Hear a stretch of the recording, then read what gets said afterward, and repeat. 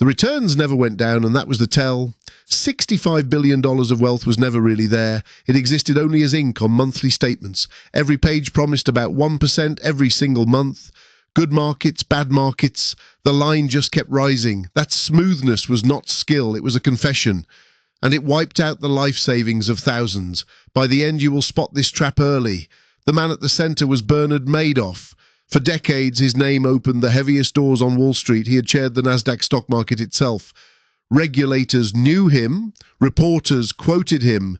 His office sat high above the Manhattan streets. Black marble, soft lighting, a cathedral of quiet money. To be his client was a mark of having arrived. You did not approach Madoff. You were invited. That exclusivity was the first quiet piece of the trap. Scarcity makes people feel chosen and lower their guard. The clients were not naive amateurs chasing tips. They were charities, pensions, banks, and the very wealthy. Universities trusted him. Hospitals trusted him.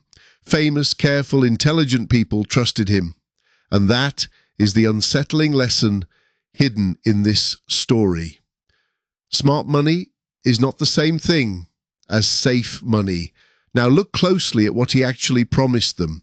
He did not promise enormous, exciting gains. He promised something more seductive than that. He promised steady, dependable, gentle growth forever. Roughly 10 to 12% a year, like clockwork. And almost no months that ever lost money. Feel how comforting that sounds in your own chest. No stomach drop. No sleepless nights watching the market. Just a number that crept upward month after month. That feeling is exactly what the fraud was selling. He was selling peace of mind, not real returns. Here is the problem. Real markets do not feel like that. Real returns are lumpy, jagged, and often frightening. Good years, bad years, and stretches that test your faith. Even the greatest investors lose money some years. Warren Buffett's company has had years deep in the red. Drawdowns are not a flaw. They are the price of return. The market pays you precisely because it scares you. So a line that never dips is not a gift. It is a violation of how markets actually work. Smoothness that good can really only come from one thing. Someone is choosing the numbers instead of earning them. Remember that. And write it on your bones. Returns too smooth are a red flag, not a reward. So how did Madoff keep the impossible line so straight? The answer is almost insultingly simple. It was a Ponzi scheme, the oldest trick in finance. New investors' money was used to pay old investors. No real trading, no secret strategy, just a bucket. Money came in one side and went out the other. As long as more came in than went out, it held. Madoff simply printed whatever returns looked good. If he wanted a calm month, he typed a calm month. The trades on the statements never actually happened. Picture a quiet back room far from the marble lobby. A handful of staff manufacturing fake paper all day, inventing prices for trades that were never placed. That room was the real engine of the empire. Not a trading floor, a forgery factory. And every machine like this needs one thing to live. It needs an endless river of fresh, new money. The moment that river slows, the whole thing dies. Now meet the man who saw it, years too early. His name was Harry Markopoulos, a numbers investigator. He was handed Madoff's returns and asked to copy them. Within hours, the math refused to make sense. The returns were too smooth to be physically possible. It was like a baseball player batting 1,000 for years. Nobody is that good. Not for that long. Not ever. Markopoulos felt the cold certainty settle in his gut. This was not genius. This was a lie with a spreadsheet. He proved it in a few hours of honest arithmetic. That is the power of doing your own simple math. You need not be a genius to spot fraud. You only need to ask how the returns are made, and to distrust an answer you cannot understand. Markopoulos took his findings to the regulators. He warned the Securities and Exchange Commission. He wrote them a detailed report explaining the fraud. He titled it bluntly, "This giant fund is a fraud." He did this not once, but again and again. For nearly a decade, he kept sounding the alarm.